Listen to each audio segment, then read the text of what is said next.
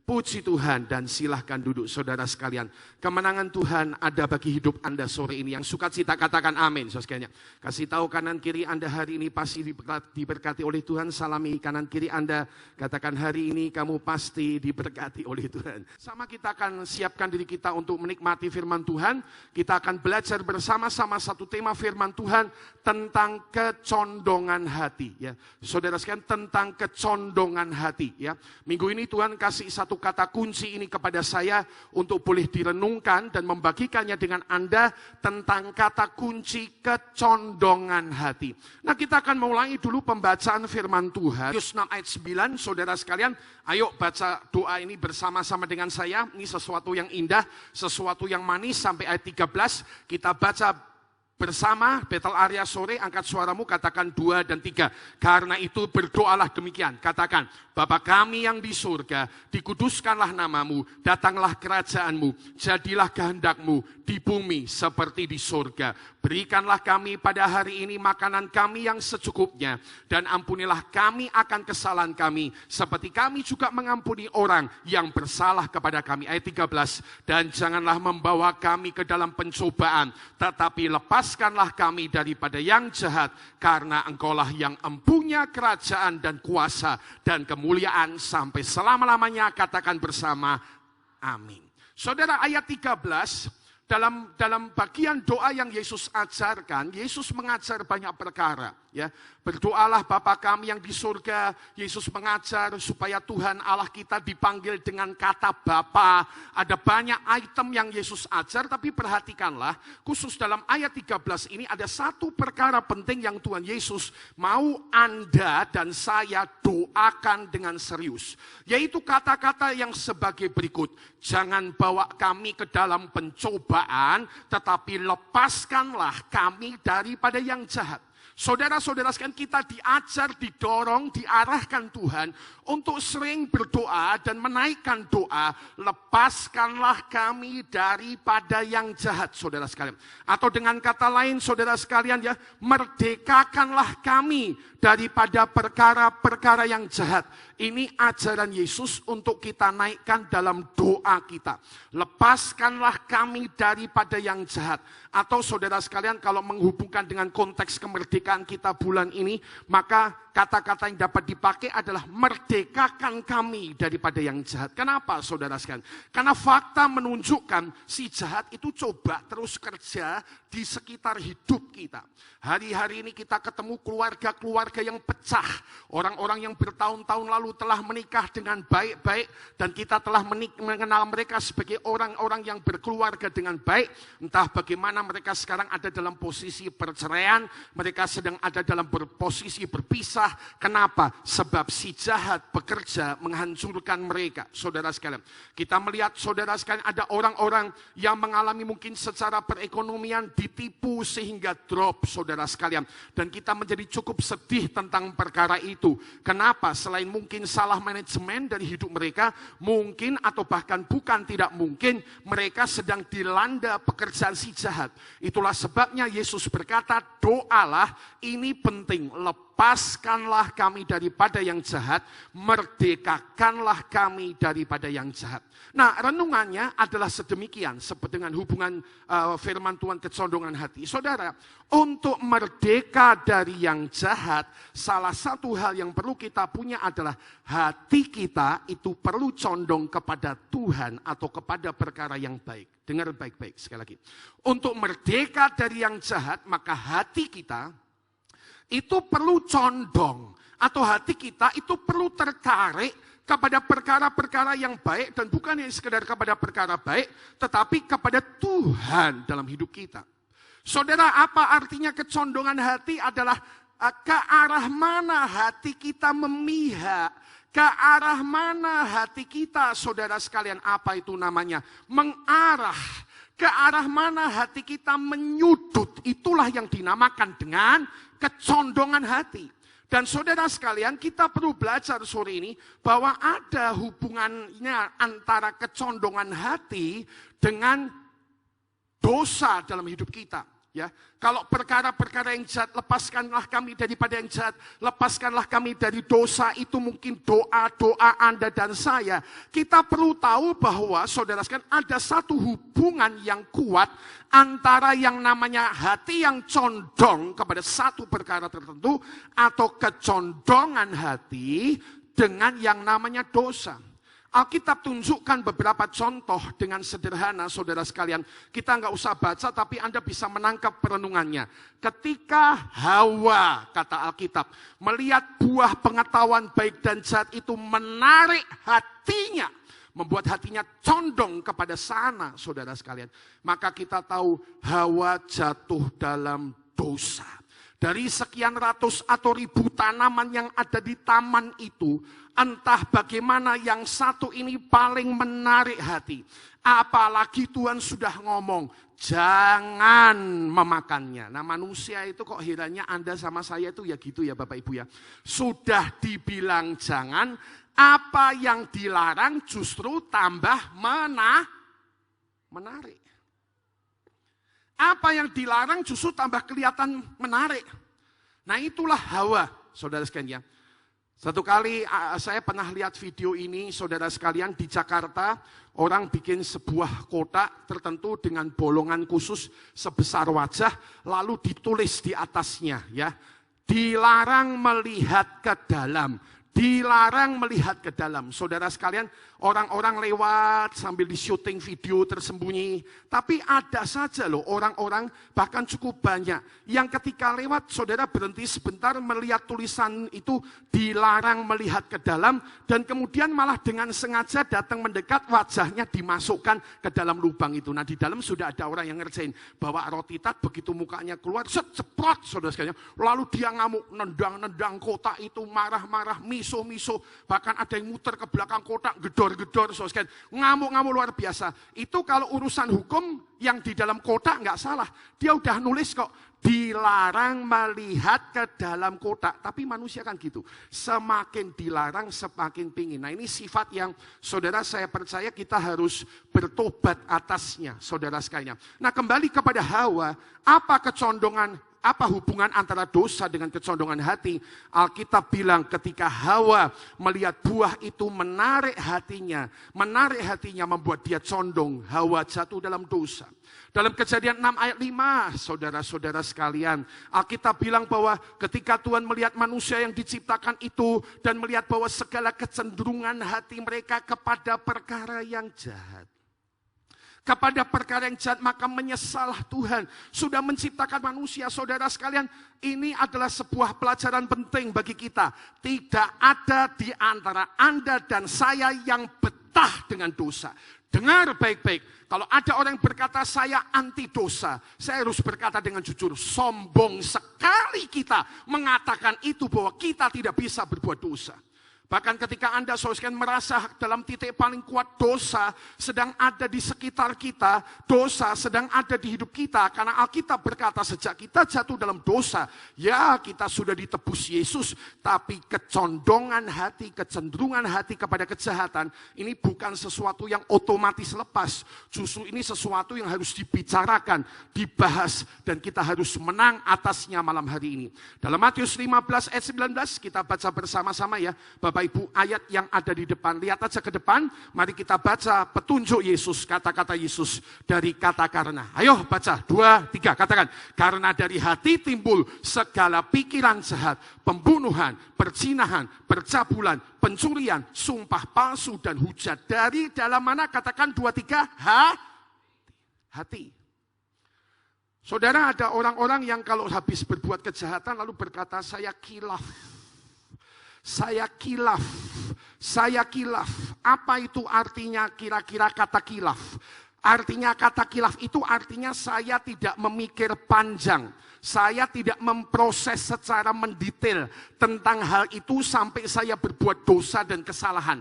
Dan bagaimana tiba-tiba orang yang tanpa berpikir bisa melakukan kejahatan? Jawabannya simpel. Karena benih dosa memang ada di dalam hati. Nggak usah dicari-cari, itu benih dosa ada dalam hati.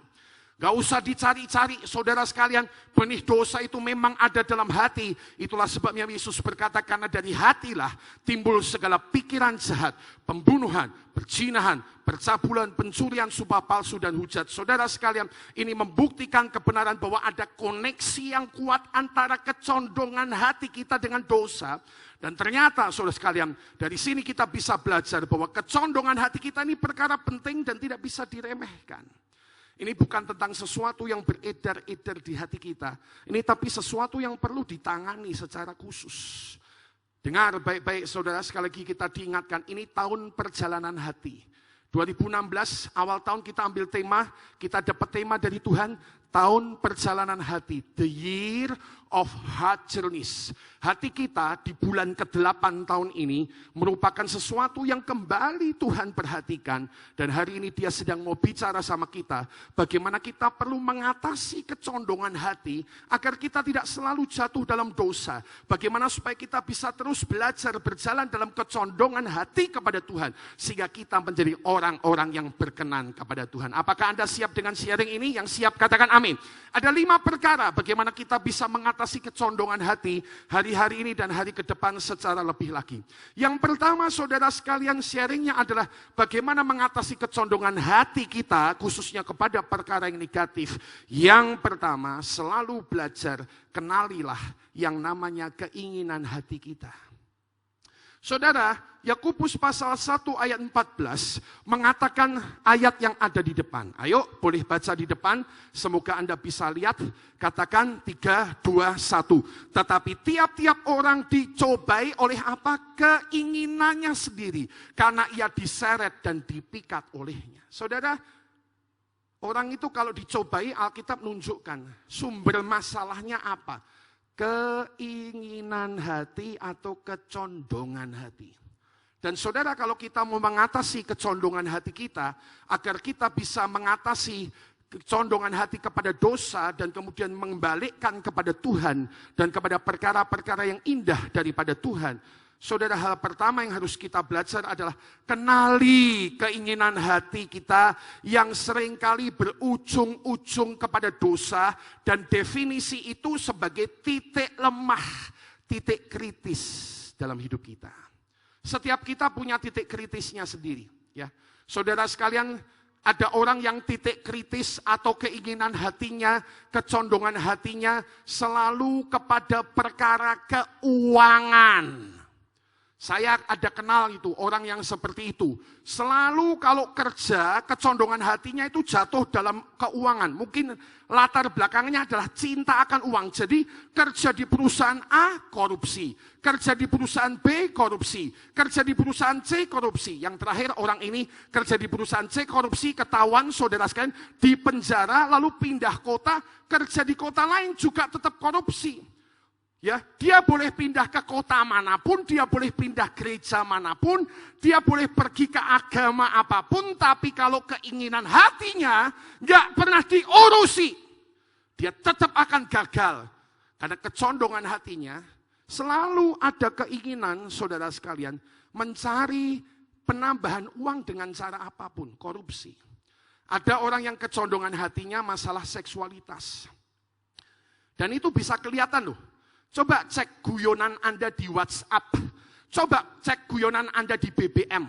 Kalau ada temenmu itu ya di grup yang tiap kali upload broadcast isinya hal yang nyerempet saru. 1 kali masih mungkin enggak apa-apa, tapi 2 kali, 3 kali tiap hari kalau broadcast ya omongannya ke arah situ. Anda perlu tahu loh. Orang-orang gitu tuh punya kecondongan hati. Itu bukan cuma sekedar guyon, hahaha, hehe, oh no, itu ada spirit kecondongan hatinya yang memang ke arah sana. Saya punya teman-teman seperti itu di grup saya sekarang. Saya tidak delete mereka. Waktu pertama grup WhatsApp itu dibentuk, wah langsung, itu kan karena sudah lama tidak ketemu ya teman-teman saya, saudara ya. Langsung mereka saling ngomong begini. Wah, ngomongnya itu di grup WhatsApp itu agak kasar. Pendes. Ya, terus ada yang pendes. Manggilnya luar biasa loh. Saya sampai kaget-kaget sama grup WhatsApp saya. Ada yang mohon maaf yang pakai kata jing, ya. Jadi saling nyebut konconya jing, anjing, des, gondes, ribut, isinya saru. Hari pertama WhatsAppan aku cuma mingkem ya. Lalu koncoku yang satu ngomong gini, hehehe, di grup WhatsApp ini ada pendeta Gideon. Kita lihat pengaruhnya kuat mana, ya, pendeta Gideon atau konco-konco yang saru ini. Ya, saya ngamati aja. Nah, besok pagi saya mulai broadcast apa itu? Renungan jazz. Ya. Begitu tak kirim broadcast renungan, saya ngomong gondes anjing-anjing itu langsung amin, amin, amin, amin. Tapi nanti kalau sudah slow sebentar, langsung bawahnya rusuh lagi. Wah, pokoknya muni-muni terus. Tapi rupanya memang kita nih tenang-tenang saja, nggak usah banyak omong. Tiap pagi ngirim renungan, Suwe-suwe saya ngomong sarui metu saka grup dewe. Sekarang grup saya, ya saya tidak berkata harus rohani, tidak. Kita kan bisa ngomong apa saja. Tapi kan nggak perlu sesuatu yang harus saru. Tapi ada loh orang yang sekelompok, beberapa orang yang tiap kali upload ngomongnya saru. Dan kayaknya sesuatu yang biasa. Ya. Mohon maaf menceritakan, mohon maaf ini, tentang alat reproduksi pria, wanita dengan bebas di grup. Saya cuma lihat aja. Tapi satu pelajaran, malam ini bisa kita tangkap. Yang begitu-begitu itu karena kecondongan hati. Jadi jangan dihakimi. Ini bukan bermaksud menghakimi. Saya mengajak kita melihat akar masalahnya itu apa. Akar masalahnya apa? Kok ada orang yang kelemahannya jatuh seksualitas terus, kelemahannya jatuh korupsi terus, ya, kelemahannya jatuh perkara makanan terus. Nah, kalau ini kelemahan saya di sini, saudara. Jadi kita ini harus jujur sama kelemahan kita ya. Aku nek urusan panganan sampai dino iki diseneni bojoku terus. Mangan sing genah. Ingat gulone. Yo. Wes ben saudara. Itu memang perlu dipetak seperti itu. Karena saya tahu apa yang jadi titik lemah saya. Jadi saudara, setiap kita tuh punya titik lemah, titik kritis. Nah, hari ini Alkitab bilang sama kita, mengatasi kecondongan hati seperti ini, kenalilah keinginan hati, sebab tiap-tiap orang dicobai oleh keinginannya.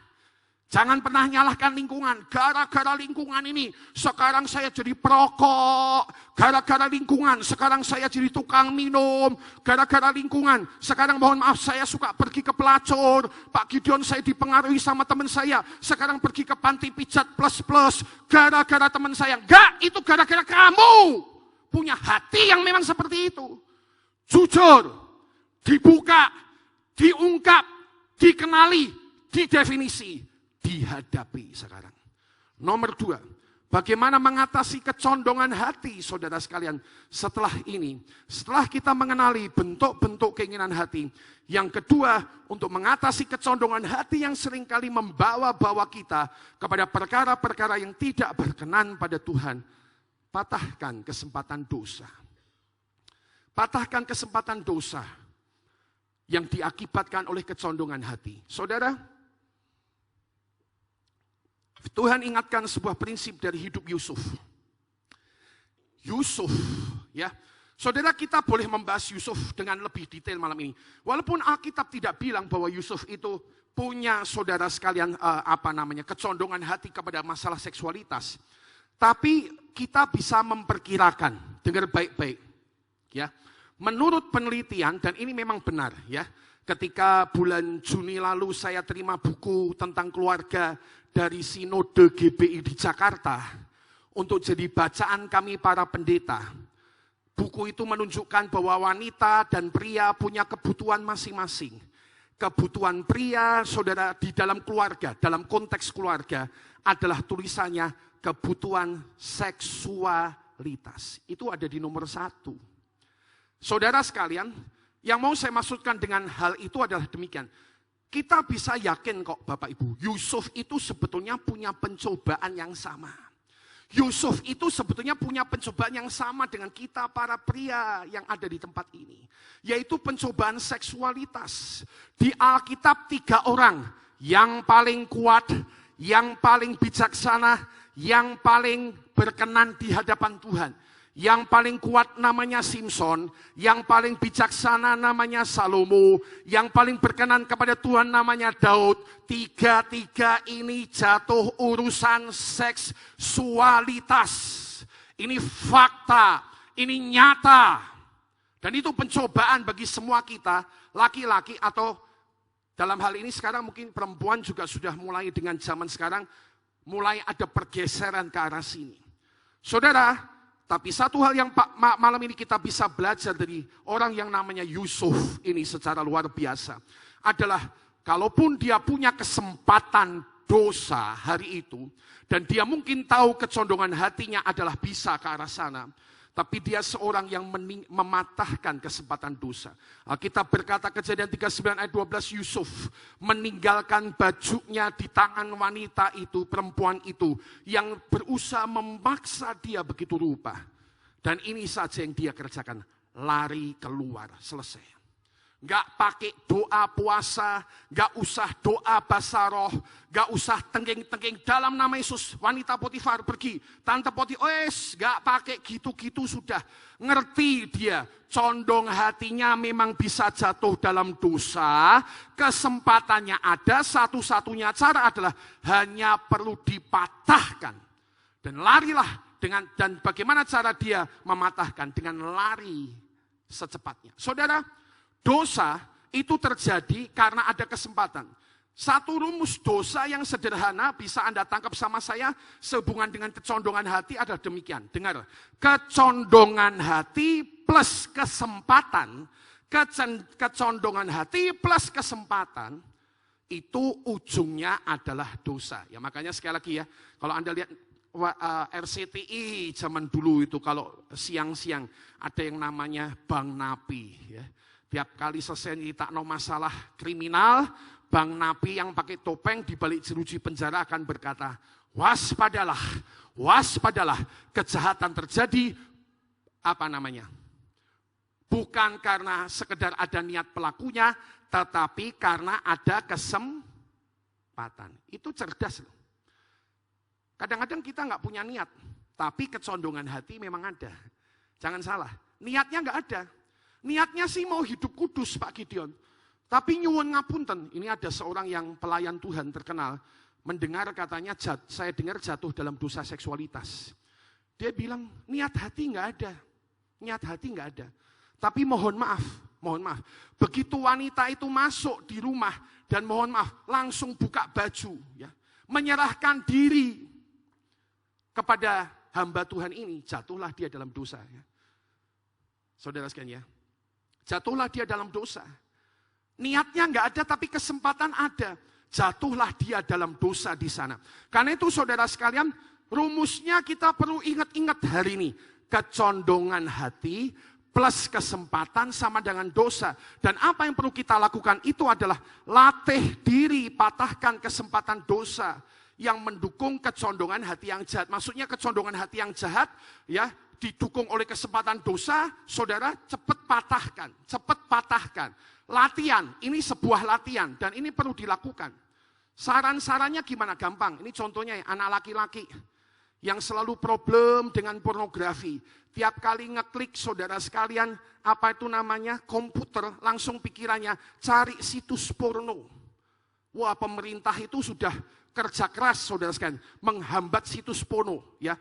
Setahun, 2-3 tahun lalu ada sebuah program diluncurkan namanya Nawala Project. Ya, itu setiap kali sekarang kita ya ngetik kata kunci pornografi atau porno, lalu kita coba buka situs, langsung sama pemerintah diblok, canggih luar biasa. Tapi menurut ahli komputer, saya dengar teman dari Surabaya, Pak Gideon, pemerintah kita memang baik. Sudah 900.000, ya, dengar baik-baik. 900.000 situs porno diblok. Tapi problemnya, situs porno di atas sana itu, di internet, itu ada 2 miliar lebih, 2 miliar. Jadi 900 diblok, ada 1,1 miliar masih terbuka aksesnya. Dan anak-anak muda kita zaman sekarang tambah pinter. Ya. Mereka bisa tambah program A, program B, lakukan A, lakukan B, untuk bisa terus menerobos dan melakukan macam-macam. Saudara sekalian, Saya mengetahuinya karena saya bisa membaca ya apa yang dilakukan. Dan saudara-saudara sekalian, disitulah kita perlu belajar. Oh, ini perlu dipatahkan. Caranya bagaimana? Bawa, ini contohnya anak-anak muda. Bawa komputer-komputer Anda ke tempat terbuka yang papa mamahmu bisa lihat. Memang sengaja nggak mau sembunyi-sembunyi. Bapak Ibu, kalau Anda punya anak ya, yang tiap hari kerjanya nutup kamar sama komputer, Anda harus sangat curiga. Jangan cuma bilang, gak popo anakku, sing penting pomah, ora lungon dindi, ngerti ndak? Pomah neng omah ki pakai wifi, internet, porno terus. Oh ya, itu yang terjadi. Cek kamarnya, sedikit ketahui komputernya, buka laptopnya. Ini mungkin bukan masalah privasi lagi. Anda mau jaga anak Anda apa enggak? Anak-anak kita itu ya, itu yang bunuh diri, saudara sekalian. Pakai bom-bom itu di seluruh dunia, itu kadang-kadang anak 15-16 tahun. Dari mana? Nggak ketemu sama tokoh-tokoh teroris, tapi tinggal klik-klik-klik bisa lihat siaran YouTube. Ya, ayo jihad, mati bersama-sama. Kalau mati, nanti masuk surga, 72 bidadari menunggu. Itu kayak dicuci otak tiap hari. Nah, anakmu nongkrong di komputer tiap hari, Anda bilang, pomah. Sing penting suka neng omah, gak popo, jebol anakmu itu. Ini zaman ini semua serba digital. Jadi jangan lagi terlalu, saudara sekalian, saya tidak jadi anjurkan Anda jadi orang tua yang protektif, tapi Anda harus tahu cara handle hal begini. Nah, anak-anak muda sendiri, kalau mau browsing, baik itu bawa komputer ke ruang tamu. Ya, biar ada papa mama, Anda terus kerjakan yang benar. Siap kali kepancing untuk mulai mencari sesuatu, menyembunyikan sesuatu, sengaja pergi keluar, sengaja berjumpa dengan ruangan keluarga Anda. Atau contoh kedua, laki-laki wanita ya dan laki-laki dan wanita yang mau hampir terlibat dalam selingkuh. Anda perlu cara mematahkan. Caranya apa? Mungkin kedua, ya. Kalau pertemuan, jangan di tempat-tempat yang tersembunyi.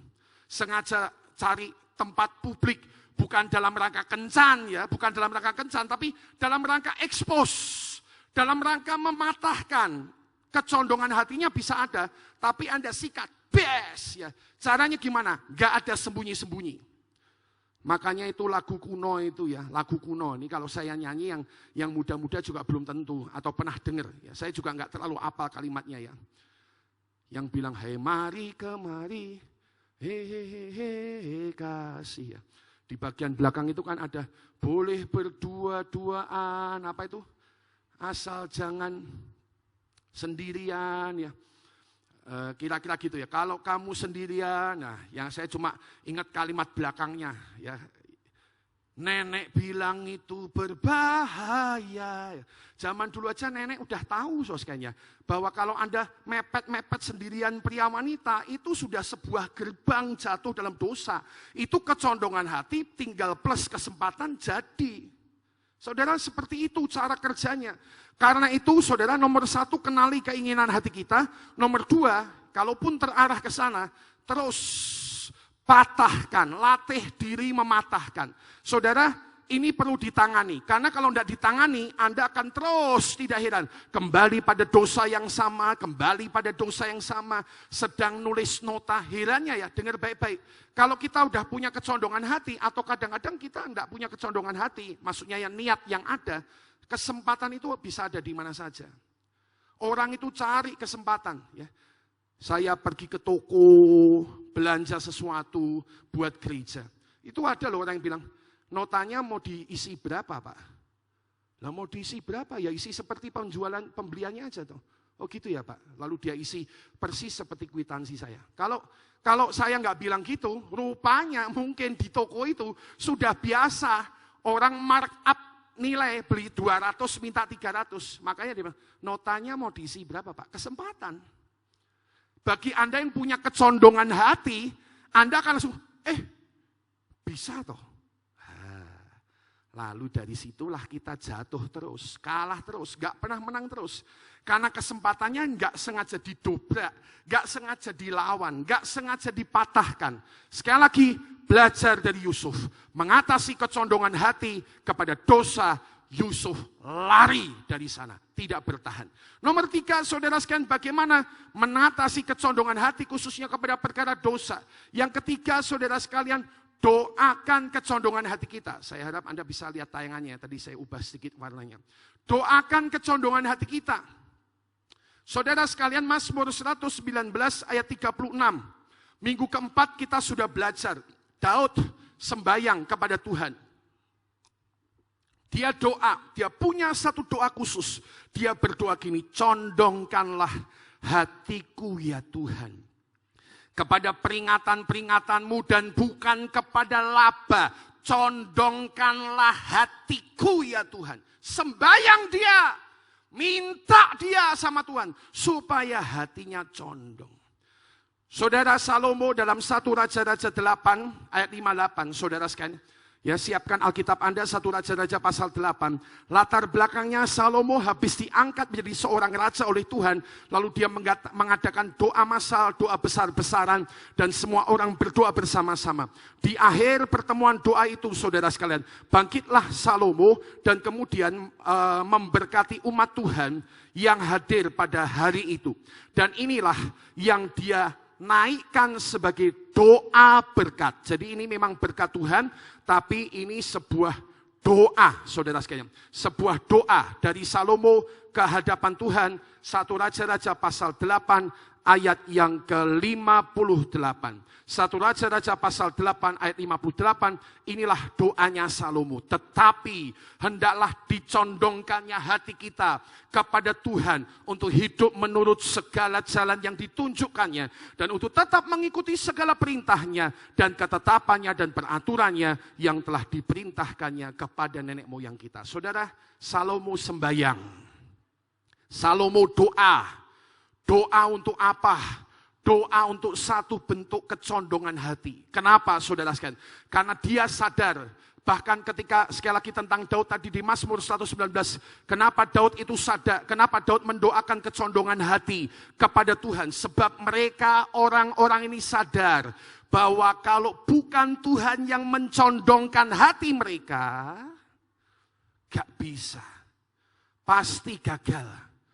Pasti gagal. Itulah sebabnya Daud berdoa buat kecondongan hati. Itulah sebabnya Salomo berdoa buat kecondongan hati. Dan itulah sebabnya kita perlu berdoa supaya hati kita condong kepada Tuhan. Yang ngerti katakan amin. Beberapa hamba Tuhan yang saya kenal ya, dengar baik-baik. Saya belajar hidup mereka, ternyata ini rumusnya. Ya, ini rumusnya. Pak Erastus Sabdono, sekali lagi minggu keempat saya pernah cerita sama Anda. Itu mempunyai lagu, dan lagu itu tentu sebuah doa. Dia berdoa dalam lagunya, dia tulis demikian. Tarik aku dekat padamu, kepada Tuhan ya. Tarik aku dekat padamu, itu lebih dari segala yang kau beri. Aku rela lakukan semua yang kau inginkan, bukti kasih pengabdianku. Dia nulis lagu, doa tulisannya, tarik aku. Supaya hatinya condong sama Tuhan. Supaya hatinya condong sama Tuhan, ya. Saya cerita nih, hamba Tuhan ini sebenarnya sangat kaya diberkati Tuhan. Luar biasa kaya. Sangat kaya, punya tambang di Sulawesi. Tapi dia berdoa buat dirinya, dia nulis lagu yang lain. Mungkin Anda tahu, dia bilang ini, selalu untukmu, selalu untukmu, Tuhan dan Rajaku. Semua yang ku perbuat, baik siang dan malam, selalu untukmu. Ditulisnya. Pak Pendeta Petrus Agung sebelum meninggal berapa puluh tahun lalu, punya pengajaran firman Tuhan yang saya nangkep. Dia bilang, beliau bilang, saya menaikkan sebuah doa kepada Tuhan. Doanya begini, dengar baik-baik jemaat. Dia doa begini, paksa aku Tuhan mengikuti kehendak-Mu. Paksa aku Tuhan ikut kehendak-Mu. Supaya ikut kehendak Tuhan, dia bilang, minta dipaksa. Ya, dipaksa, dan ini dipaksa yang rela. Ya. Ada apa itu saudara sekalian ya? guyonan ya, ada orang Cina katanya pergi ke kantor catatan sipil. Apa itu namanya? Mendaftarkan nama barunya. Ditanya sama petugas catatan sipil. Siapa namamu? Mau nama siapa kamu? Orang Cina pakai nama yang Li siapa? Ditanya, siapa namamu? Siapa ya Pak ya ini? Ya, petugas catatan sipilnya agak cuek-cuek bilang, wes ngene weh, kowe jenenge Kasnowo wae. Oh, Kasnowo apa artinya? Bekas Cina dadi Jawa katanya Saudara. Lalu orang ini, oh ya neng ngono bener. Kasnowo Diponegoro. Loh, apa ki Diponegoro? Bekas Cina jadi Jawa dipeksa karo negara katanya Saudara. Kan orang Cina zaman dulu kan suruh ganti nama. Kasnowo Diponegoro, Saudara. Nah, Saudara, tapi itu kan jenis kepaksa yang kepepet. Bekas Cina jadi Jawa dipeksa negara. Kalau Pak Petrus Agung, ingat saya sedang cerita beliau, dia bilang, minta kita ini dipaksa sama Tuhan. Dipaksa. Supaya apa? Hatinya condong sama Tuhan. Pendeta John Rusli di Tegal, saya nulis sebuah lagu. Yang intinya juga sebuah lagu supaya hatinya condong sama Tuhan. Saat ku sujud bertelut, hanya Kau yang ku cari. Hanya Kau, hanya Kau, hanya Kau. Refrennya bunyinya begini. Bukan berkat-berkat-Mu. Kita ini kan kalau cari Tuhan sukanya urusannya sama berkat, betul enggak? Bukan kuat kuasa-Mu. Yang ku cari itu bukan berkat, yang ku cari bukan kuat kuasa. Dia nulis lagu bilang gini. Hanya Kau, hanya Kau, hanya Kau, hanya Kau, hanya Kau, hanya Kau, Tuhan. Anda bisa lihat apa isi hatinya dari lagu itu. Yang ngerti katakan amin. Itu lagu orang cari Tuhan. Mati-matian di hidupnya. Itu orang sedang, saudara, kecondongan hatinya yang kepada yang lain. Bukan berkat-Mu. Bukan berkat Tuhan. Bukan kuat kuasa-Mu, bukan mujizat-mujizat.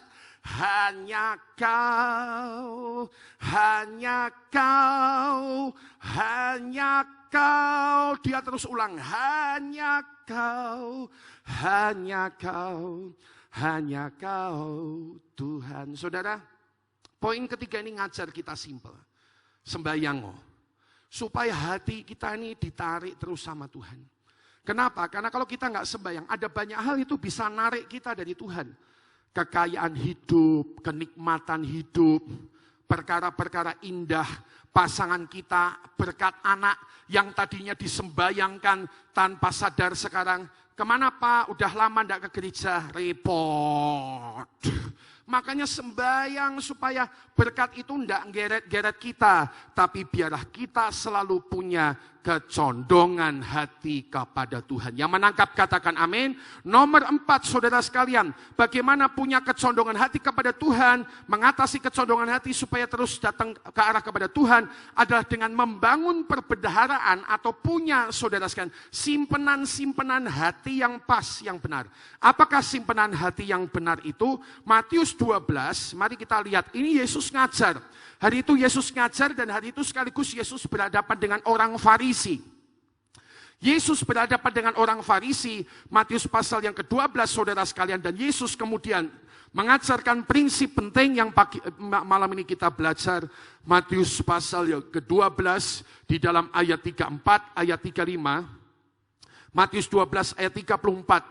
Ayat 35, saudara sekalian, Alkitab berkata demikian, ya mulai ayat 33, dikatakan, jikalau suatu pohon kamu katakan, Jikalau suatu pohon kamu katakan baik, maka baik pula buahnya. Jikalau suatu pohon kamu katakan tidak baik, maka tidak baik pula buahnya. Sebab dari buahnya pohon itu dikenal. Hei kamu keturunan ular beludak, bagaimanakah kamu dapat mengucapkan hal-hal yang baik, sedangkan kamu sendiri jahat? Karena yang diucapkan mulut meluap dari dalam mana? Katakan 2, 3, hati. Yang diucapkan mulut meluap dari mana? Katakan hati. Yang diucapkan mulut meluap dari mana? Katakan hati. Makanya ayat 35 bilang, orang yang baik akan mengeluarkan hal-hal yang baik dari mulutnya. Ya, mengeluarkan hal-hal yang baik dari mulutnya karena perbendaharaannya yang baik, isi hatinya yang baik. Orang yang jahat mengeluarkan hal-hal yang jahat dari perbendaharaannya yang jahat. Karena itu saudara sekalian, hati kita dan isi hati kita itu perlu dipikirkan. Perlu diisi dengan yang baik, saudara sekalian. Nah, apa yang akan Anda kerjakan dengan isi hatimu? Makanya kita perlu isi hati kita dengan lebih banyak firman. Makanya isi hati kita perlu lebih banyak, saudara sekalian, dengan perkara-perkara yang indah, yang positif, saudara sekalian. Yang baik, karena prinsipnya nanti terjadi demikian. Input menentukan output. Yang Anda masukkanlah yang akan keluar. Apa yang diucapkan mulut keluar dari dalam hati. Orang baik mengeluarkan dari perbendaharanya yang baik. Orang jahat mengeluarkan dari apa yang jahat di dalam hatinya. Kalau mau tahu apa isi hatinya orang gampang. Lihat cara ngomongnya dia. Kalau tiap kali ketemu isinya gosip ya. Bukan true worshiper tapi true gossiper. Tukang gosip asli. Sedikit-sedikit tahu enggak ya. Terus kepahitan ya. Anda bisa tahu langsung. Ini prinsipnya Alkitab. Yang keluar dari mulut itu keluar dari dalam hatinya. Tapi sebaliknya kalau Anda ketemu dengan orang yang kalau ngomong tuh kita kayaknya merasa terberkati, dia ngomong encouragement ya, boldness, keberanian, gak apa-apa. Kita hari ini susah, maju terus ya bro. Yesus baik buat engkau. Rasanya kita dikuatkan terus kalau kumpul dia. Anda juga tahu, isi hatinya juga pasti perkara-perkara yang positif. Dan itu kita perlu saudara sekalian sengaja mengatur apa isinya. Saya pernah dengar seorang pendeta ini yang juga seorang yang bekerja di MW, ya, itu jaringan multi level. Ini dia jadi pembicara MW terkenal sekarang, saudara sekalian. Khususnya setelah dia merubah gaya hidupnya tertentu. Dengarkanlah ceritanya. Bertahun-tahun lalu saya dengar cerita ini dan baca bukunya. Saudara, orang ini dia memutuskan ada jangka waktu 8 bulan dalam hidupnya.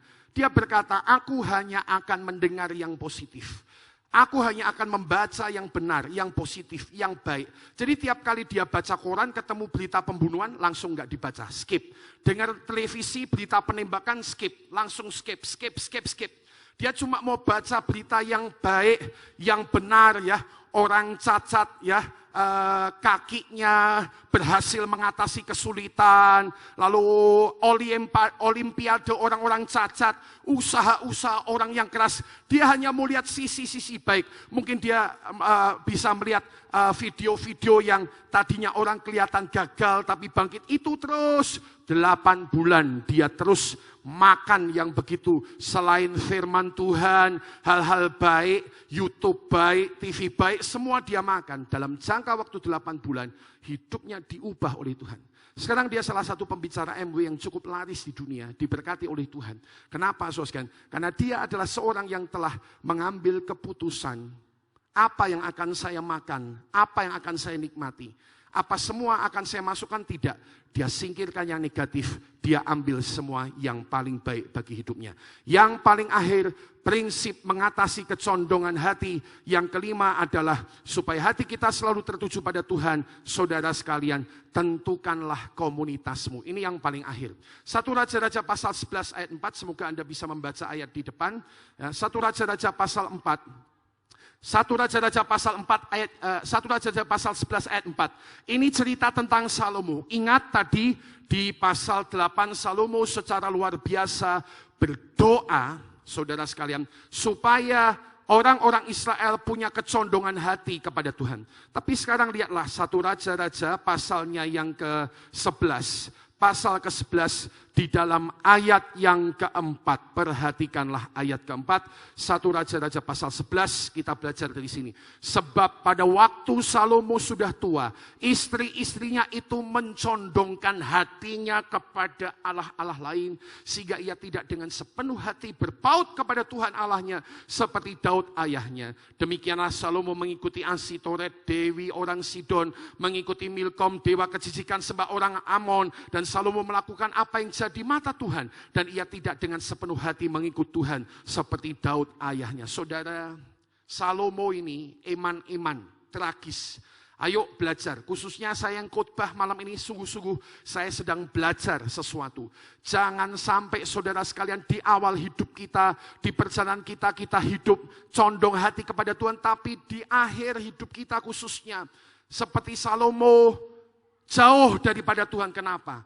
Istrinya, komunitas orang yang di sekitar. Makanya saudara, ini prinsip sederhana tapi penting. Anak-anak muda, kita bukan melarang Anda kumpul dengan semua orang, bergaulah dengan lebih banyak orang. Tapi tentukan siapa komunitasmu, itu perlu dipilih. Ada komunitas yang menggeret kita pergi daripada Tuhan. Tapi ada komunitas yang dorong kita mendekat pada Tuhan. Pilih komunitas itu, masuk di sana.